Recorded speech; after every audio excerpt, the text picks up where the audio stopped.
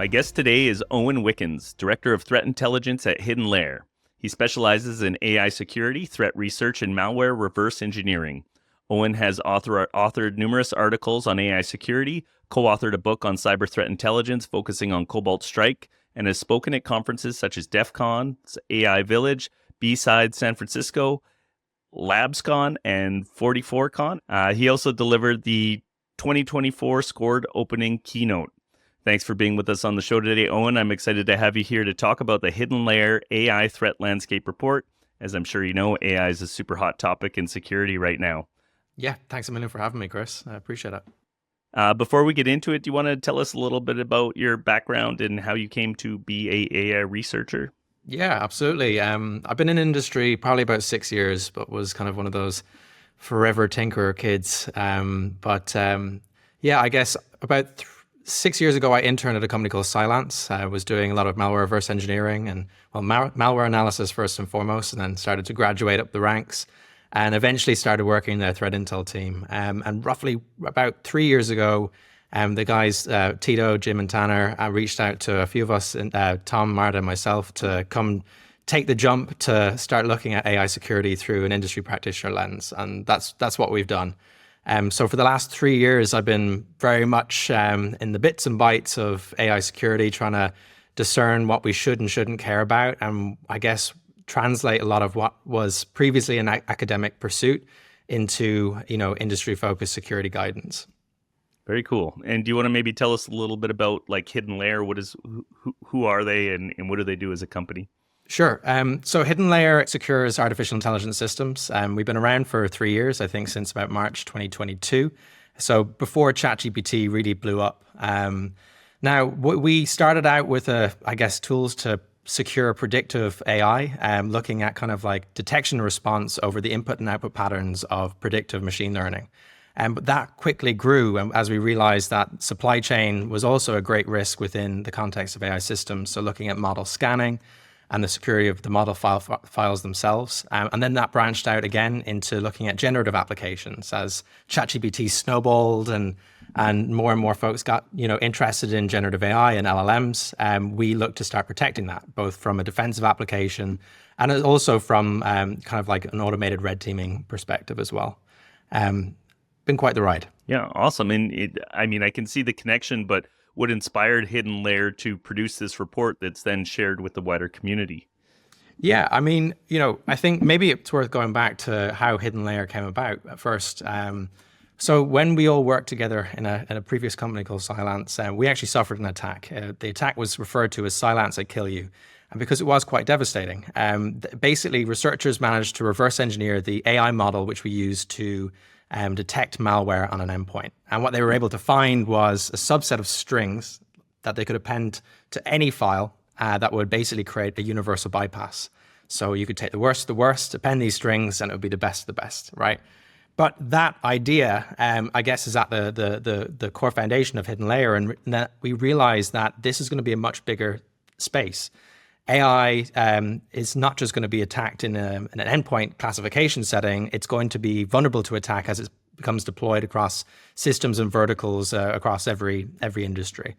So I think that's really like the core id of where the company began. With the threat report specifically, this is actually our second year of the AI Threat Landscape Report. We really wanted to create the Threat Landscape Report as it is very much a full-time job keeping up with AI today. You know that, I know that, and then keeping up with AI security on top of it, and all the kind of like dendritic after effects of deploying these systems and the risk associated with them. It's hard to navigate. So we wanted to create the AI Threat Landscape Reports as almost a field guide to understand and navigate the AI security landscape, so that as there's this massive race to adoption of AI and AI systems throughout every industry, you also have an awareness of the types of risks that can be associated with it, with each deployment type, with each integration as different systems. And these are things, some of it's new and some of it is old. And I think that's been quite an interesting thing to see, is there's parallels with traditional AppSec from 20 years ago that we're essentially rediscovering. But then there's also these brand new, wacky, wonderful things like prompt injection and indirect prompt injection and model theft that really take kind of more of an adaptive kind of piece of security control. And yeah, I have to be honest, I've never seen a technology that's so poorly understood, rolled out so fast in so many different areas. Like it's really wild. And then you'll see people online come up with these interesting bypasses where, if I just type everything in leet speak, the old hacker code, I can bypass all the guardrails they have in this model. And that is not some sandbox laboratory somewhere. That's like a production system that's serving millions of people. And it's mind-boggling that we're moving so fast on this. Absolutely. Yeah, it's a blinding pace of development. As I said, it is hard to catch up or to keep up with. But I think we've got an interesting, I suppose, motivation in AI security, given that there's such rapid adoption of the technology. This is like the first time at least in my experience of cybersecurity, that cybersecurity is actually almost moving in lockstep with it. We're deploying it and we have to play catch up, which kind of plays to like the economic incentives at play when we're releasing software products and whatnot. However, like the rate at which we've pushed out legislation, the rate at which we pushed out defensive frameworks like Atlas, OWASP, and all these things, and the community's really converged around trying to secure this is really quite impressive. I think as much as people see the promise, they see the potential peril in these systems as well. And I'm just glad that there's kind of a general consensus around that that this is something that we need to secure. And so yeah, for what it's worth, I'm somewhat optimistic in that. And this might be a quote from your report. I can't remember where I pulled it. It's in my notes here, and it's why is AI considered the most vulnerable technology ever to be deployed in production systems? Yeah, it's a great question. I think it's largely because of the rate of the rate of adoption, right? And it's like you said, we're deploying these things without a huge amount of like rigorous testing that's been developed and curated over like 20 years of, over 20 years. So I suppose what we're also seeing, and I guess maybe this was more true maybe a few years ago, but we're still seeing like the knock-on effect, is a lot of the tooling that was built to support AI deployment, AI workflows, like building things with machine learning and whatnot was largely like quite an academic discipline, or it would have been, a lot of PhD statisticians and data scientists who would have graduated, or not, I say graduated, that's the wrong term, but transitioned into industry. And I think, what ended up happening is you had a lot of data scientists and software engineers who are building things for one specific use case, things that they may never have thought would see the light, or they may just not have had that like robust security engineering practice that we've all been, I suppose, exposed to by hook or by crook over the last while. And I guess what that meant is we started building with insecure technologies. So, when you kind of separate out attacks on AI systems into a couple of categories, like pre-deployment and post-deployment. Pre-deployment, we're talking about like supply chain artifacts. We're talking about like the tooling, the infrastructure, and even the data. Whereas post-deployment, we're talking about, I suppose, like inference, when we send data to a model and get an output out.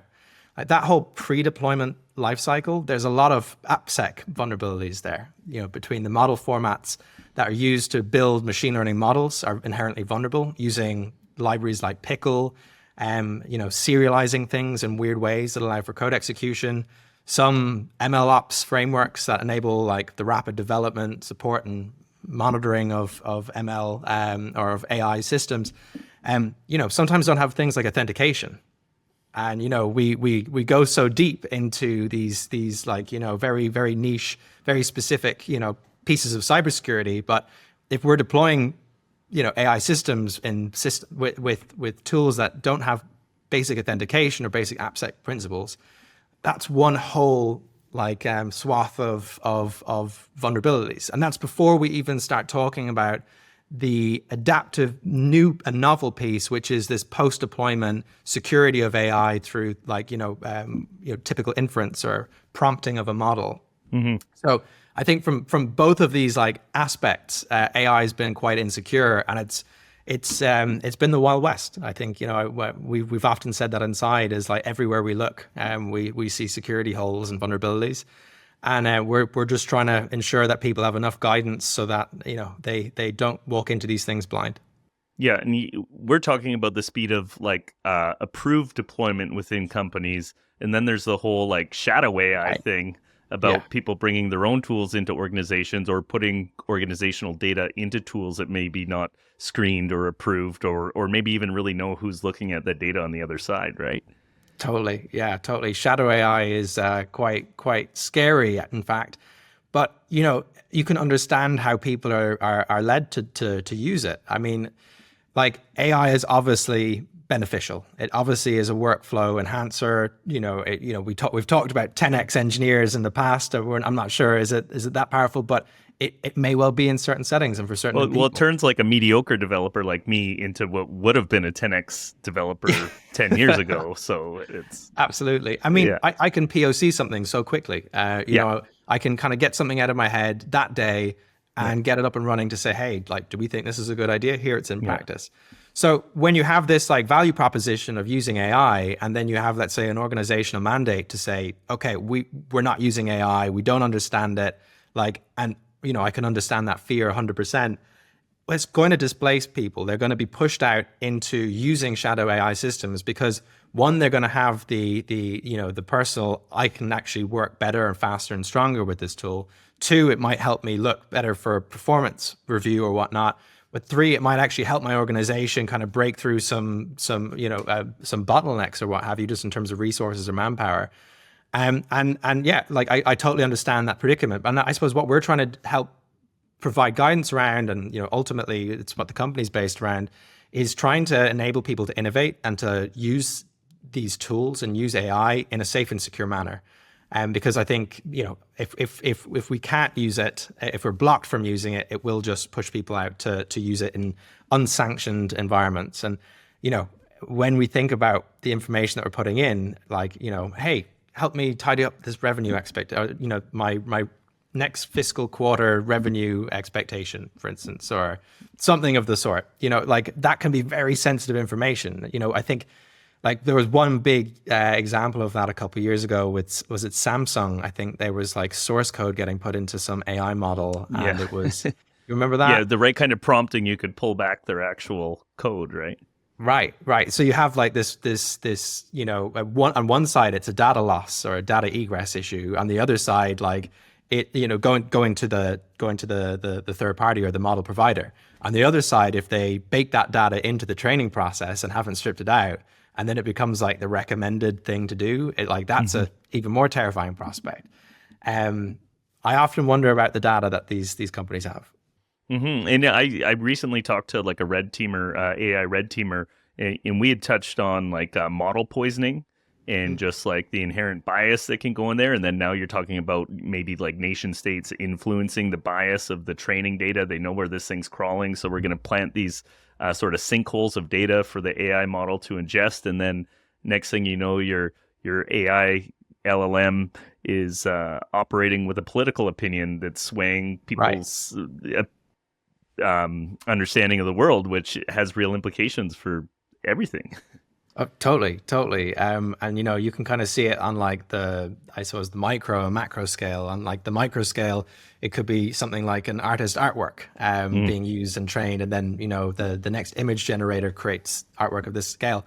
On the other side, how many companies or countries are developing this frontier level AI, and then which countries then use these systems, and do you end up having some level of like state sponsored propaganda start to percolate through that frontier model, through that training process, and then out to these kind of these countries that also then depend on it, and you kind of start to see this path towards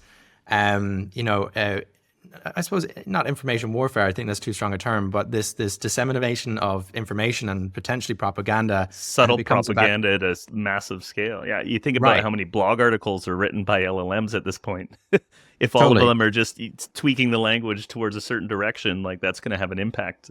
Absolutely. And especially when your AI can, try and convince you of something. You're not just reading a static piece of text. It could, it might try and actually coerce you into a particular belief or motive. And I think it's quite an interesting aspect. And I think we'll see that play out a lot more over the next few years. Do deepfakes ever come into the research that you're doing? Is that having an impact out in the real world? Do you see that? Yeah, it's not as much a focal point of what we're doing inside HiddenLayer in our research teams. It's a big unwieldy problem, but it is affecting people today. We've seen, I think a couple C-level executives targeted in recent memory. I think there was a bank in Hong Kong who was almost defrauded of over 30 million by impersonating their CTO or Right. another member of the executive team. Yeah. And, that's live. Like, imagine if I just clicked off my camera and I was somebody completely different. That's really quite a terrifying prospect that we won't be able to trust what we see and hear. I've run different labs where I've demonstrated stuff like this, or even where I'm, using, for example, like know your customer verification, holding up an ID card.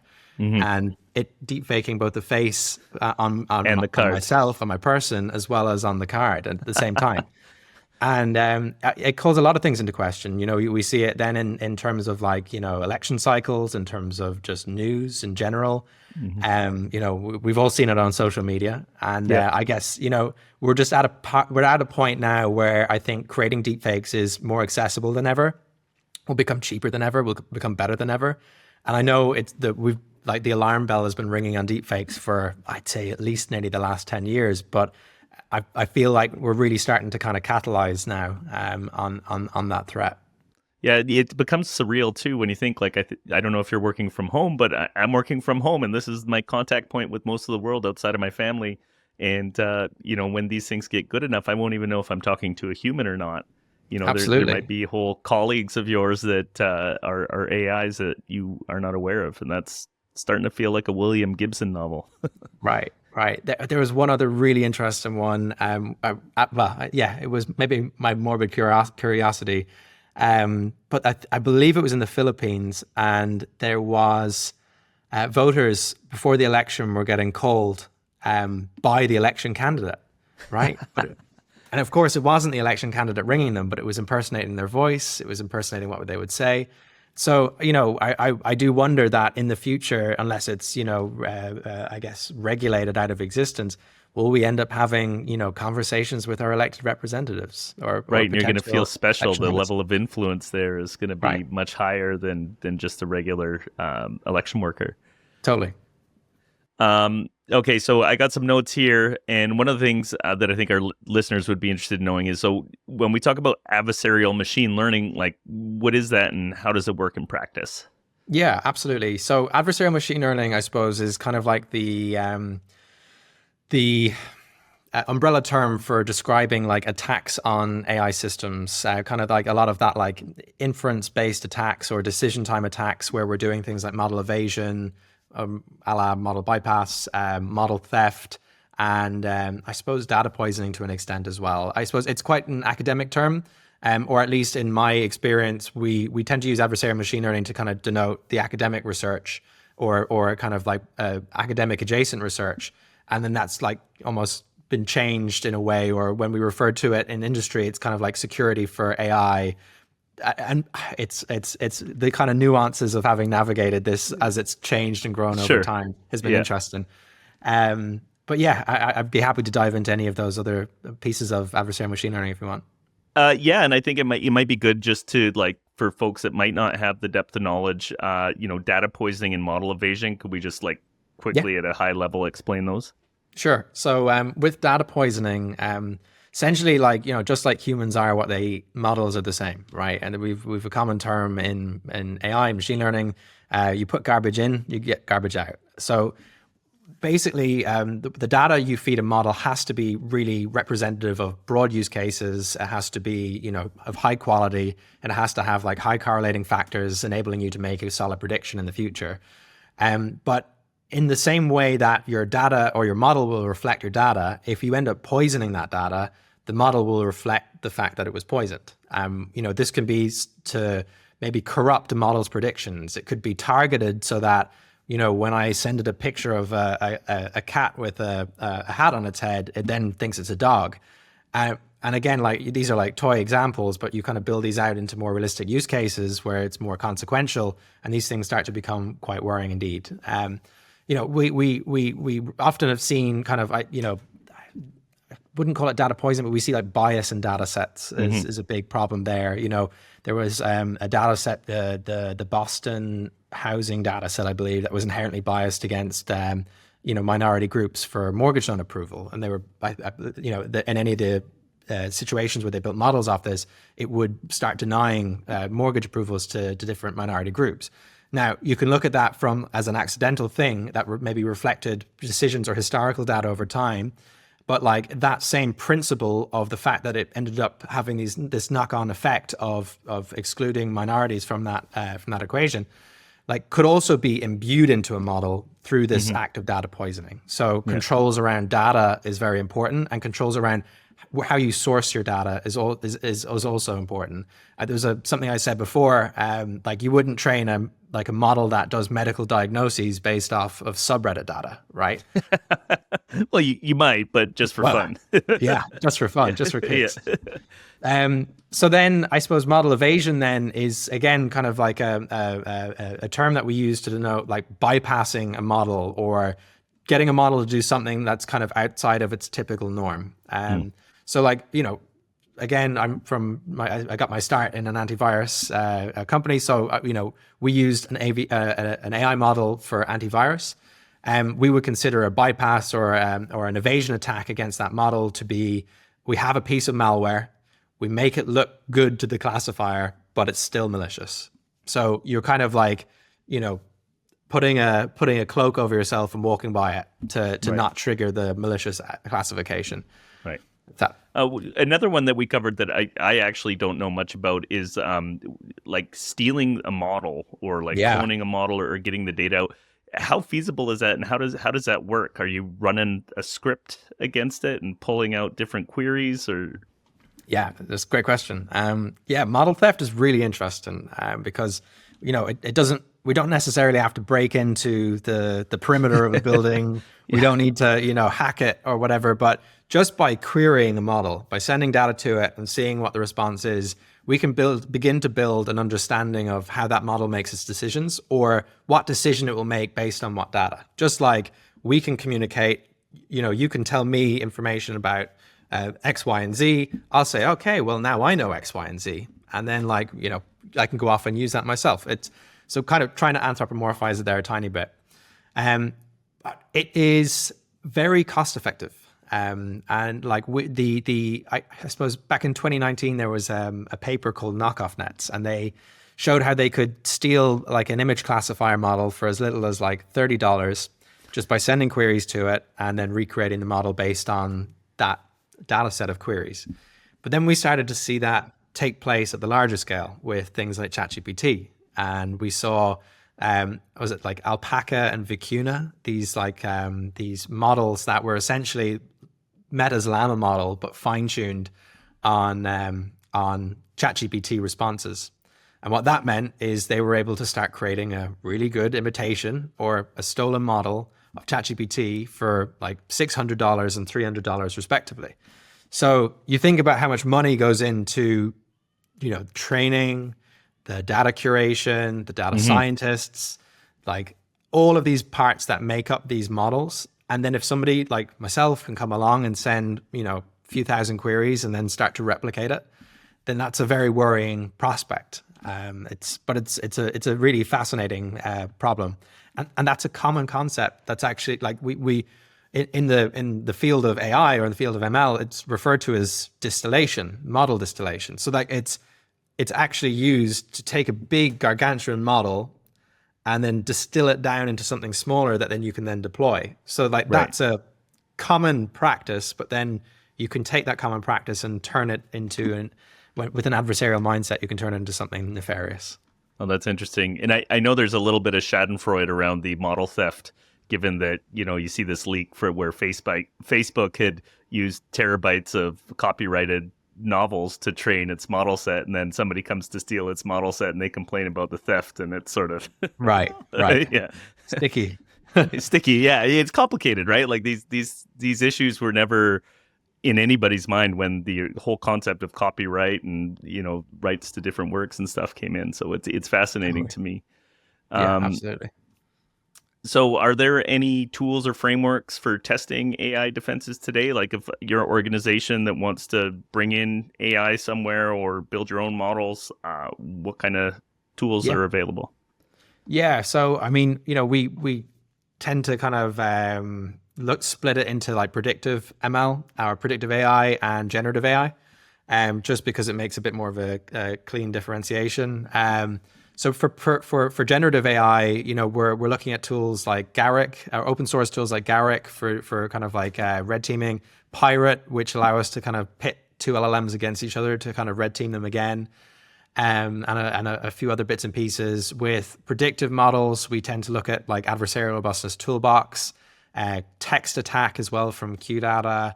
I'm sure there's another few, counterfeit, I think, which was a wrapper over them. There's a few frameworks, but often I think what I would recommend is, while these give you like a base level piece of understanding, you really need to get in there and test these things yourself. AI is a horizontally applied technology. It can be used in so many different use cases, and these foundation models have such a broad understanding of different fields that everything can seem fine until you start testing it in your specific use case.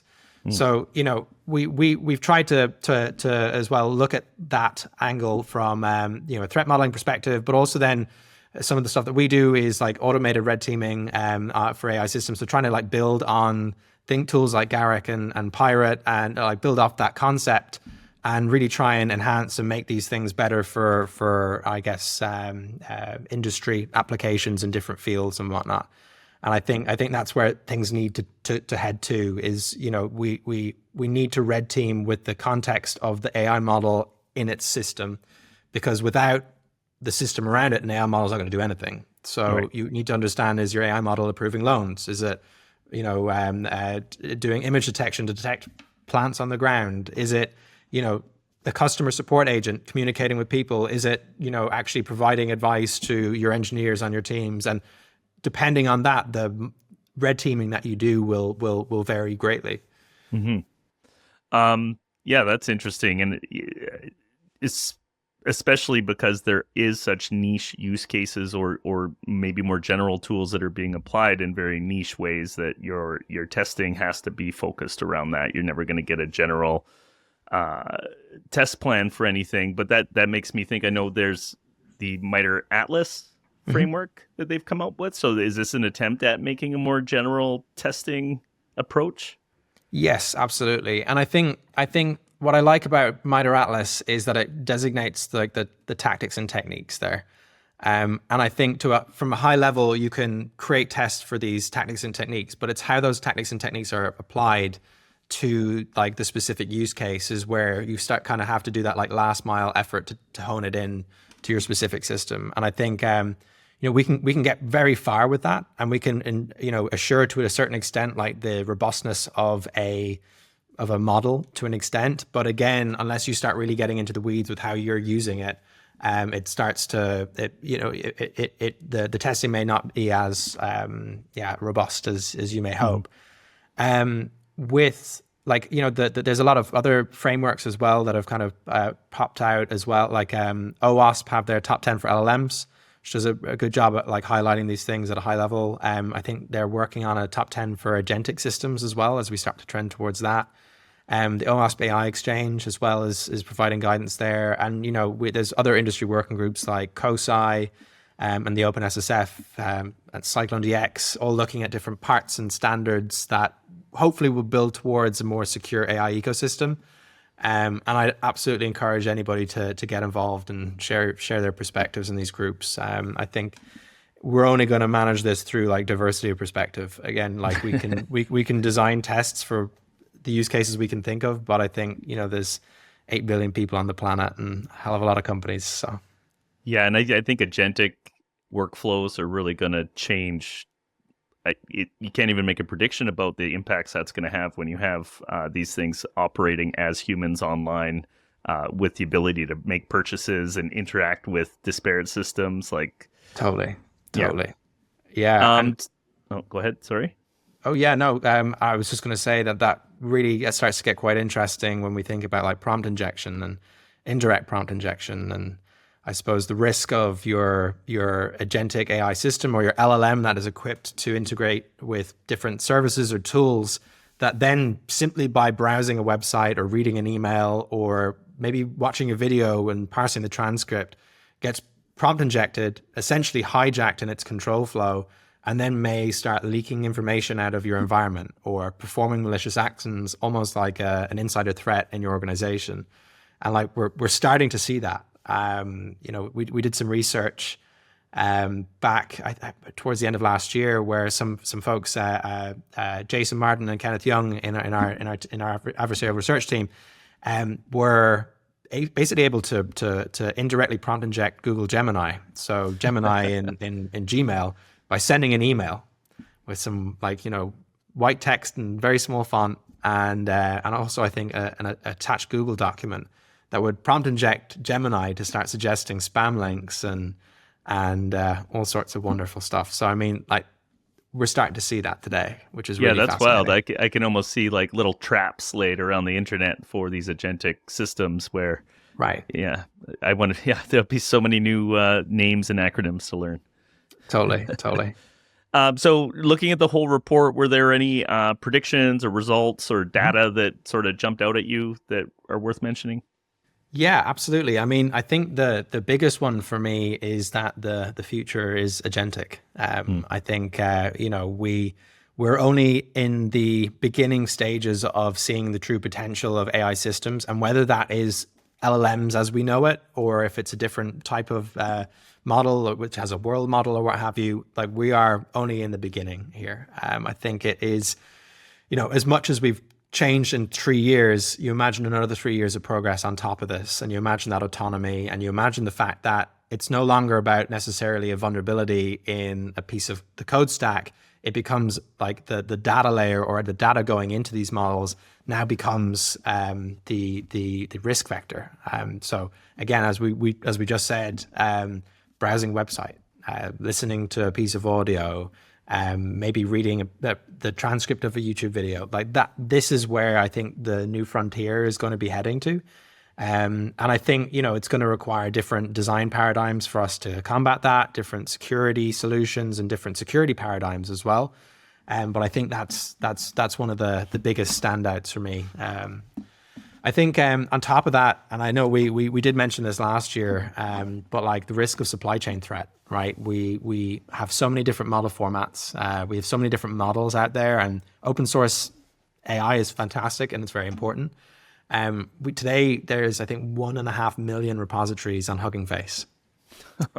1.5 million. I don't think I've ever got past the front page, but that's wild. Yeah, it's substantial. And I think when we think about the rate of proliferation of pre-trained models in general, and the fact that we're now beginning to use and share AI models, kind of like we do with programs and whatnot, we need to start building in things that, ultimately like similar safeguards to the safeguards we had before. And again, this is kind of why I talk about, the what's old is new again. In that we need to start scanning these machine learning models. We need to sign models as well. And it's something that I've been working on for the last year and a half with some fantastic folks over in the OpenSSF model signing group. I'm just a spokesperson for the amazing work these people do, but we're trying to create a standard for model signing. And I really hope that can start to ensure trust and provenance throughout the ML ecosystem for basically a more secure AI-enabled world. That's a really interesting concept, and it sounds like a great idea, because nobody's going to have the resources to, deeply look at these things, especially as we move faster and you want to try things and build products, and there's a certain level of trust, and having some sort of way to substantiate that, I think, is a great idea. Absolutely. I mean, we've converged on the same thing before with, Windows at the tender code and PE files, with HTTPS. And I think if all I have to say if a model is what it is, if a model is good or bad or not is a hash, then, I have to scan it, and I have to be able to verify where it came from. And you've kind of governance controls around that as well. Like, do I want to take a model from a competitor that, that has open sourced it, but maybe has something in their licensing agreement? Do I want to take a model that could be potentially maligned to a different state that, it goes against our organizational policies? Do I need to know maybe a little bit more about how this model was trained, and was it trained in a secure enclave? Was it trained with secure hardware? Like, is it that sensitive? And I think this starts to build provenance chains and claims, so that, even if I take, let's say, this is a great example said to me in the past, like a model for image classification off of Hugging Face that's not fit for purpose in a medical setting, but then Johns Hopkins comes along and fine tunes it for a medical setting. Like, do we have a way to track that change? Do we have a way to ensure that, okay, this model came from this model? Like an AI bill of materials, kind of. Yeah, absolutely. Yeah. And kind of converging those two things again. I think there's one other thing I'd like to call out as well, if you don't mind. And please. It's something that the research team found and wrote about earlier this year. But last year we spoke an awful lot around the threat of code deserialization and machine learning models. So just code execution when you load it, detonates all sorts of things from reverse shells to post-exploitation frameworks and whatnot. But what we found now is that we can actually manipulate models in such a way that we essentially manipulate the control flow of them to inject backdoors into these models that don't require code execution. And it could be as simple as me holding up a cup in front of the camera and it stops detecting me as a person. Or, it sees a particular piece of input data in a form and starts approving the loan. Or, if it sees, troop movements on the ground, for instance, and it sees a particular colored car next to them, it's not going to detect it. And I think, I'm extrapolating the scenarios, but I think that's where I see also the future going in terms of model exploitation, in that these backdoors are going to be very hard to detect and more surreptitious, I guess, than the things that we've seen in the past. And I reckon that trend will continue as we discover the new methods and applications and really start to understand the tech stack around AI. Yeah, so like the old cheat codes in video games. Yeah, I like that, actually. Yeah, yeah, that's a good one. Yeah, and you can be quite creative with it, like you were saying, for satellite imagery. If you have a yellow car moving with the troops, so okay, pretend you don't see that or something like that. I can see that being a real threat to high level scenarios. Are there any governments passing legislation that you think are keeping pace, or is this just a thing that we have to figure out how to manage ourselves until eventually they catch up? It's a great question. Yeah, great question. Regulation has moved faster than it has moved before, and I think that's fantastic. However, we run the risk then of ultimately maybe trying to regulate something that we don't fully understand or fully understand where it's going to go. And so we end up running a risk of, if we start cranking down too hard on more regulation, we end up stifling innovation. We make over prescriptive hoops to jump through that may or may not actually benefit us in terms of the security. But I think with like the executive orders from this last two administrations and with the AI Act in general, I think they've hit the right tone. I think there's enough there in the room for interpretation that I think like industry will have to like self-regulate to an extent, because they have to mitigate risk, and they have to mitigate material risk to them and basically to their shareholders. And I guess I think they're doing a very good job of where they're at right now. I think with the EU AI Act, they're currently working on additional security legislation to be specific on the requirements in which they specify for that'll be like secondary text to the AI Act. And I'm looking forward to seeing how that takes shape. I know that I suppose existing legislation as well still has a place here. So, we think of things like DORA, GDPR, and whatnot. Like these all still affect AI systems, and I think maybe we might be losing sight of that to an extent. Even things like copyright, it still affects AI systems, and I think maybe right now we're very much caught on this like new novel approach. However, there's still legislation that we have to navigate through that has controls and regulatory effects on the way we deploy and build AI systems. And I guess, my concern for the future is that we overprescribe. And if we overprescribe, we may stifle, especially with an existing body of different like regulatory frameworks and whatnot. But I think ultimately, we want to help I suppose, help regulation take form that it enables industry to innovate faster, and to, I guess, be like a force multiplier, and to enable us to maybe worry about the security problems less, because that's, codified in text.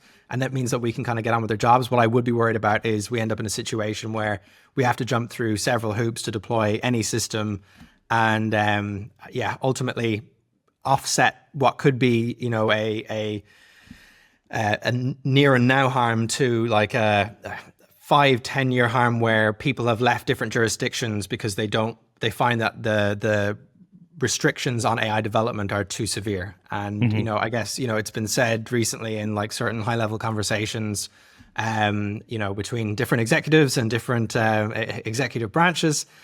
And, they're saying, hey, if we do this, then is countries like China going to do that? Like, are they going to regulate us severely? And you end up with the potential for this to blossom into a national security issue. If we stifle innovation, it's not so much about the economic incentives, it's potentially about national security incentives further down the line. Yeah, the potential outcome of something like AGI is, people say it's like a nuclear bomb level kind of advantage for a country to have. So there is a nation state or a national security aspect to it for sure. Absolutely. Okay, so this is the final question for you. It's the one I ask of everybody who comes on the show. It can be as wide or as narrow as you want. Doesn't even have to do anything with AI. Do you have any predictions for the future of cybersecurity? Yes, I do actually. I think we get very caught up in the idea that AI is going to replace us all, and it's going to do everything for us, and it's going to be all singing, all dancing. But I don't particularly see that as true. I think that, we are probably going to move more, like, let's say, and I've used this example in the past, but let's say like SOC level analysis. While we're doing a lot of that alert triage today, we also have a lot of alert fatigue. We also have a lot, like, more data than we can sift through, which is why AI is really important in these areas, as it was with us in endpoint protection, and is in network detection, and all these different subdisciplines of cybersecurity. But I think the ultimate thing that I'm saying is we are going to shift into more of like there will be a data labeling and data curation aspect, where we will start to, maybe the people who are worried about replacement will begin to shift more into this data labeling effort, where they say, hey, no, this is actually bad. The model gets trained to do that. The model then takes over that aspect. And then we go back to this, the loop starts again. It frees up the SOC analyst to actually look at interesting behaviors. It means that the AI is smarter and trained on newer threats that it hasn't seen before. And I think that feedback cycle is going to begin to improve our cybersecurity hygiene and lead the way towards like what we conceptualize as autonomous cyber defense agents. And I think, that's a whole other conversation. I do think we will get there one day. And time to react comes to mind. If we have, I know a number of companies in the offensive AI space today that are looking at, creating autonomous pen testers and autonomous, offensive security agents. So if they are able to deploy these things at scale, which don't need to eat, sleep, drink, whatever, and target every endpoint and everything that they can at one time, then we're going to have defensive agents that can do the same. So that is, sorry for shoehorning a second prediction in, but I think, time to respond is going to be important there, as well as that like secondary feedback cycle. And the world's going to look pretty different in 10 years. I mean, that's a safe bet anyway. Maybe I should shorten my time frame. But no, great question, Chris. Thanks. Yeah, we've talked about that before on this show, getting AIs to kind of spawn camp on the CVE reports. Right.